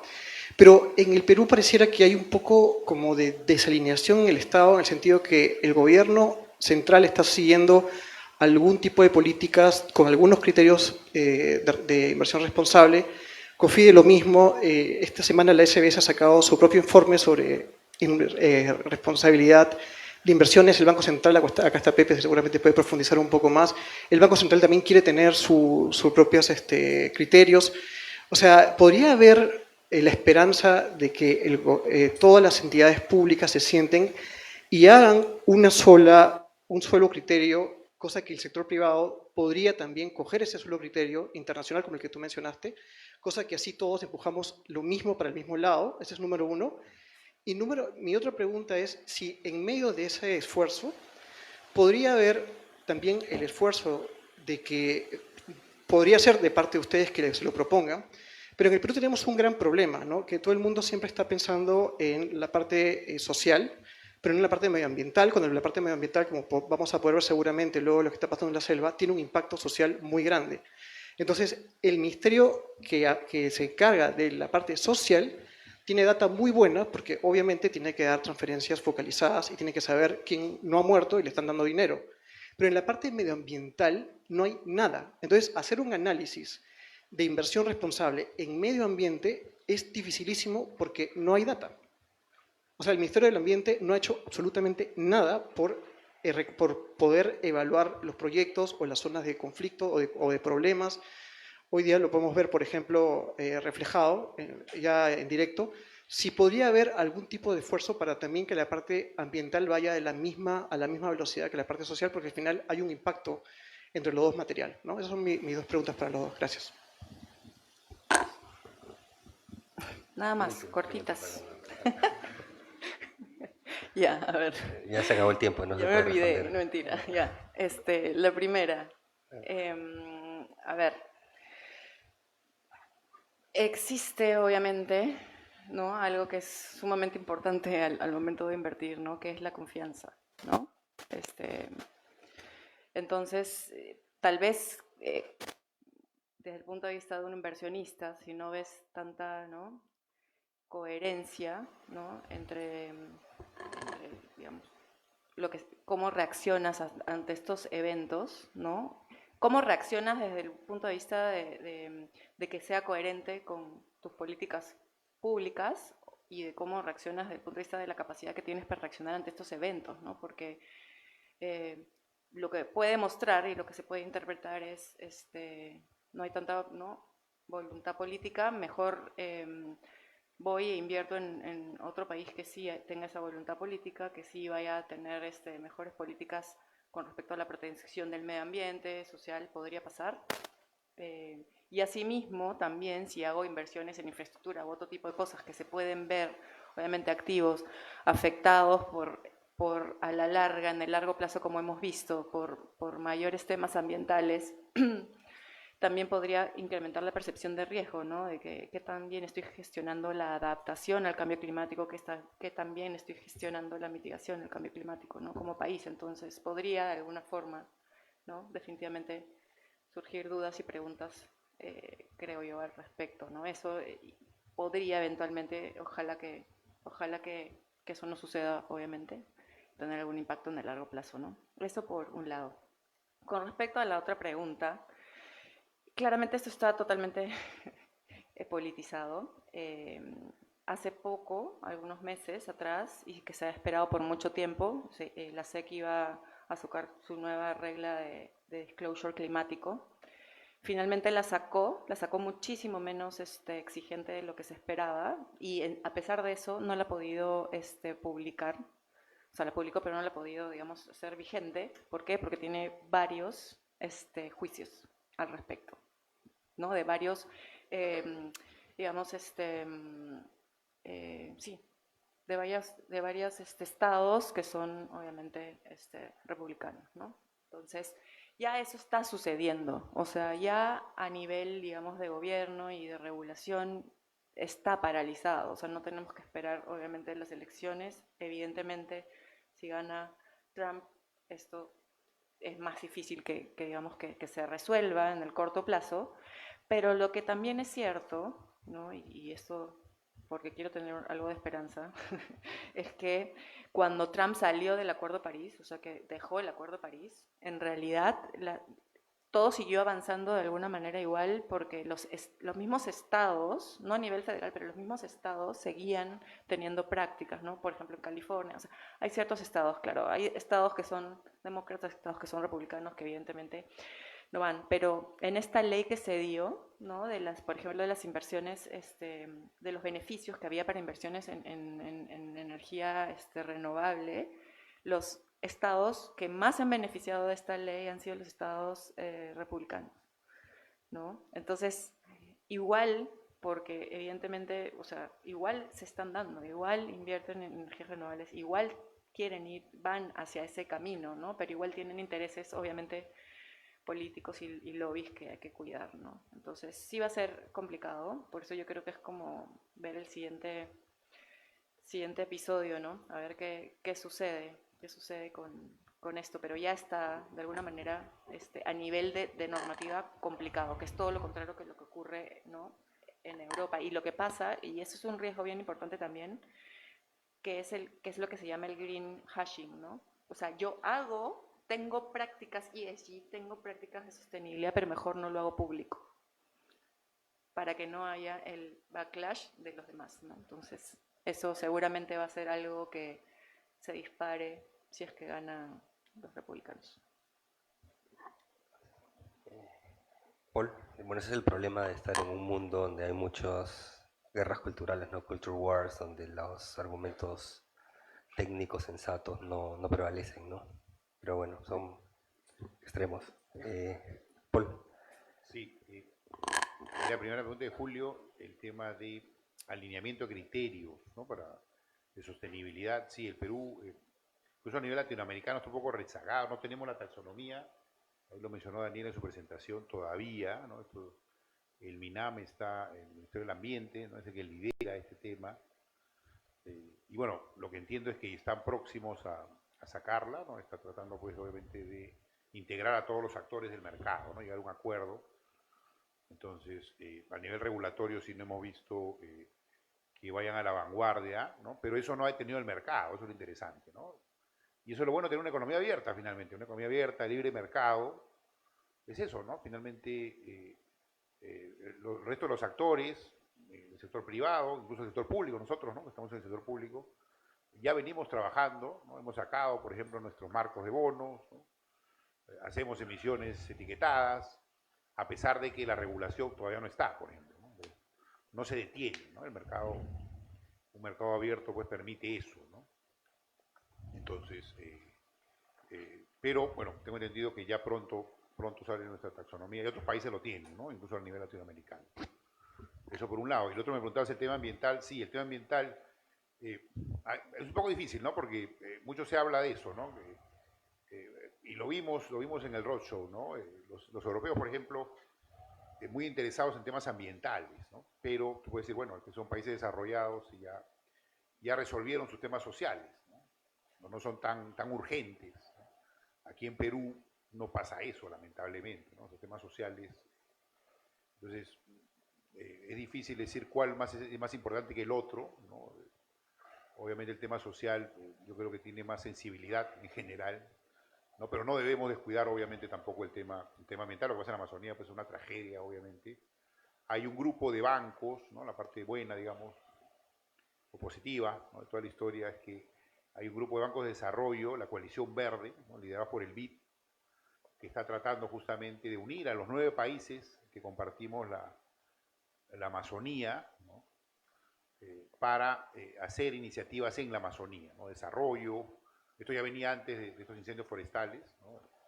Y esperamos que por ahí se pueda materializar, digamos, algo concreto en el corto plazo, ¿no? Aparte de los esfuerzos obviamente que hagan cada gobierno. Muchas gracias. Levanten la mano los que tengan preguntas. Solo un par de comentarios. Profesor Tábara, recuerden que en Perú un problema permanente, más allá de ahora los incendios forestales, es la deforestación por múltiples fuentes, ¿no? Y que Perú es uno de los 10 países más sensibles a cambio climático, que serían más afectados a cambio climático. Lo que pasa es que no lo vemos en el día a día, pero el impacto en el mediano plazo puede ser muy fuerte, ¿no? Obviamente con consecuencias sociales importantes. Pepe. Sí, muy brevemente, sí, un par de comentarios y una pregunta, ¿no? Los actores más poderosos en el mundo que discuten estos temas desfilan por el Foro Mundial de Davos, que tiene lugar todos los años. Yo escuché el panel en el cual estaba pues, el jefe del Banco Mundial, el Fondo Monetario Internacional, y me llamó la atención lo que afirmaba el presidente del Grupo del Banco Mundial, ¿no? En el sentido de que si no somos capaces de entender la gravedad del problema y el sentido de urgencia que esto tiene, creo que usaba expresiones como estamos en una crisis existencial, una amenaza existencial. O sea, y decía, si no somos conscientes de lo que está ocurriendo y escuchamos a los científicos y tomamos las medidas que la urgencia requiere, y ahí, en fin, me parece acertado lo que comentaba Daniela al respecto. Hay un tema de eficacia, ¿no? Que es importante considerar y de prioridades, ¿no? A mí me parece excelente que varios actores empresariales, líderes, estén apostando a al desarrollo de estos mercados de capitales sensibles a consideraciones ambientales, banca de desarrollo. La escala, sin embargo, de nuestro banco de desarrollo es a todas luces muy limitada. Me parece bien, digamos, la incidencia a la que apuntan por el lado de las políticas de inversiones en proinversión, eso me parece fundamental. En Europa efectivamente están mucho más avanzados, pero no es solamente porque exista un trade-off entre lo social y lo ambiental, ¿no? Existe abundante literatura en economía del medio ambiente que muestra que los impactos más graves van a los pobres, o sea que no hay disyuntiva en realidad. Los que están en las casas, en las quebradas por donde bajan los huaicos son los pobres, los que se están muriendo ahorita son los pobres. O sea, los ricos tienen por definición mayores recursos, mayor información, mayor capacidad para evitar los riesgos físicos y adecuarse a los riesgos de transición con mayor rapidez. Lo que se discute ahorita, por ejemplo, en esta red de bancos centrales en el mundo, que son 140 bancos centrales, es ya cómo adecuar la política monetaria para generar incentivos directos a efectos de que los bancos se desprendan progresivamente de activos vinculados a actividades contaminantes y apuesten más a activos sostenibles, ¿no? Acá esa discusión no se da. Recuerdo que cuando ha ido la SBS al Banco Central, la reacción, no, las emisiones vienen del norte. Y bueno, es poco lo que se puede hacer, somos un país muy chico, sí, efectivamente, pero los efectos sí los sentimos igual. Y lo estamos viendo ahorita con los incendios en la Amazonía. Mi pregunta sería entonces, en ese orden de ideas, ¿qué tipo de cambios normativos y regulatorios consideran ustedes que serían urgentes, prioritarios, ¿no? En el diseño general, si quieren, de nuestras instituciones? Me parece acertadísima la observación de Julio sobre empujar el bote en la misma dirección, ¿no? La importancia de espacios de coordinación interinstitucional en las autoridades que tienen mayor poder y mayor potencia para inducir cambios en la dirección que todos esperamos. Eso sería. Daniela, más primero. Bueno, yo quería comentar dos cositas y bueno, me parece súper válidos, digamos, y acertados tus comentarios, ¿no? Por eso también se habla mucho, ¿no? De lo que es la transición justa, ¿no? O sea, no es solamente hablar de la transición, sino de una transición justa, porque justamente son las economías emergentes y las con menos recursos, primero las que son obviamente más afectadas porque tienen menos capacidad para poder responder ante estos cambios del clima, y no solamente eso, sino que aún tienen deudas pendientes con muchas de las personas, obviamente en temas de, hemos visto, ¿no? Cuánta gente no tiene agua, no tiene luz, y eso requiere obviamente utilización de recursos, requiere generar emisiones para llegar y solucionar los problemas, ¿no? Que va en contra de alguna manera de hacer una transición, ¿no? Y es por eso, por ejemplo, en India que los compromisos los patea, justamente por eso, ¿no? Por primero priorizar el tema social y las necesidades de su población, pero bueno, finalmente eso también igual tiene implicancias, ¿no? Entonces creo que eso es hablar de una transición, pero una transición justa, ¿no? Mirando siempre a los más vulnerables. En cuanto a regulación, yo creo, hace poco, bueno, creo que hay una hoja de ruta para el sistema financiero y están los plazos, de alguna manera, claros, ¿no? Entonces yo creo que desde el lado de la regulación sí debería haber, digamos, que se iguale la cancha, ¿no? Porque lo que ocurre, y eso lo he vivido en carne propia, es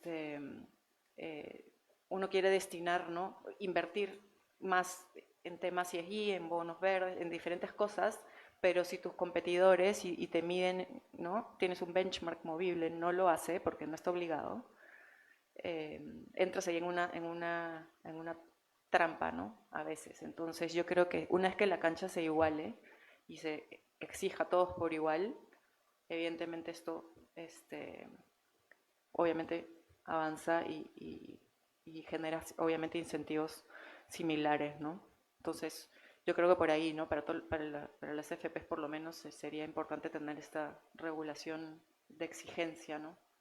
Para todas. Gracias, Daniela. Paul, ¿algo sobre lo de regulación, algún comentario? Sí, sí, claramente hay mucho que mejorar, ¿no? En el mercado financiero peruano, en el tema de sostenibilidad. Como decía, primero es alinearnos, ¿no? Desde el punto de vista regulatorio, la hoja de ruta o la taxonomía, por ejemplo, ¿no? Ya cerrarla, estar todos de acuerdo, pues, cuáles son los criterios a nivel país, ¿no?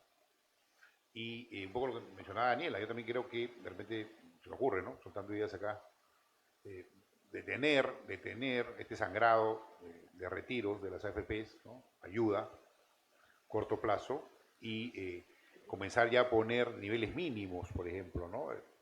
De inversiones sostenibles, ¿no? A estos grandes inversionistas que son, por ejemplo, las AFPs, compañías de seguros, ¿no? Niveles mínimos pues que deberían ir aumentando en el tiempo, ¿no? Comenzar con niveles bajos, ¿no? Para que haya un proceso de adaptación e irlo subiendo de tal manera que se incentiven este tipo de inversiones, ¿no? Eso me parece que podría ser la forma de salir de eso, ¿no? Y bueno, simplemente recordar pues que incluso en países desarrollados, ¿no? Aquí el principal la economía del mundo, ¿no? Tiene también temas políticos, ¿no? Y hay un candidato, ¿no? Que está apostando a la reelección, que él se opone abiertamente a estos temas, ¿no? Para él y lo dice abiertamente, ¿no? Es una pérdida de tiempo y de dinero, los temas ambientales, es un scam, ¿no? Una trampa, es una estafa, ¿no?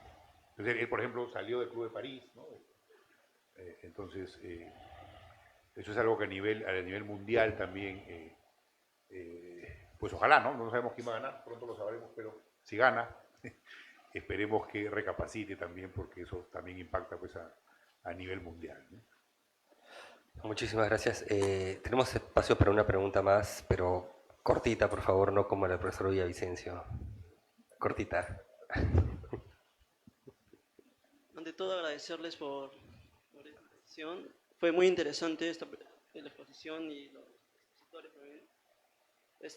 Quiero preguntar sobre las empresas. Tengo una duda que tengo.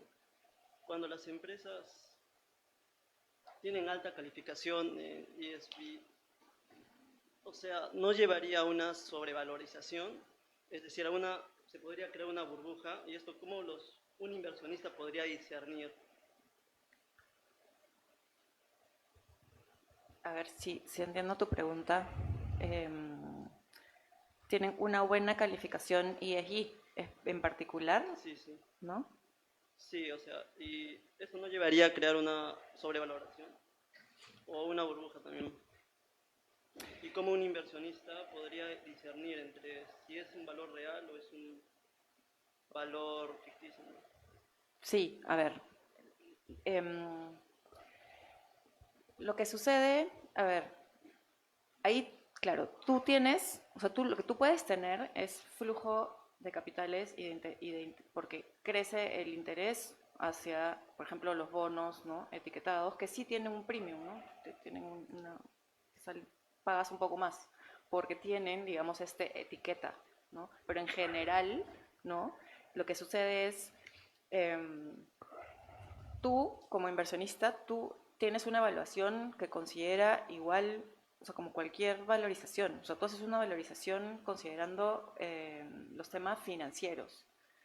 Tú lo que puedes hacer es evaluar e incluir en tu proceso, digamos, temas de, no sé, hacer sensibilizaciones con el impuesto al carbono, con, no sé, escenarios climáticos, todo eso que te dé una visión, ¿no?, más grande de lo que es. Y así tú te puedes dar cuenta, obviamente, si hay una valorización excesiva o no. O sea, haciendo el mismo proceso que haces cuando haces tu valorización de acciones o de bonos, ¿no es cierto? O sea, tú vas a tener siempre un valor fundamental, ¿no? Y con eso tú te das cuenta si es que el mercado obviamente está sobre reaccionando simplemente por exceso de demanda, ¿no? Entonces, eso por un lado, eso es lo más básico, ¿no? Eso es básico.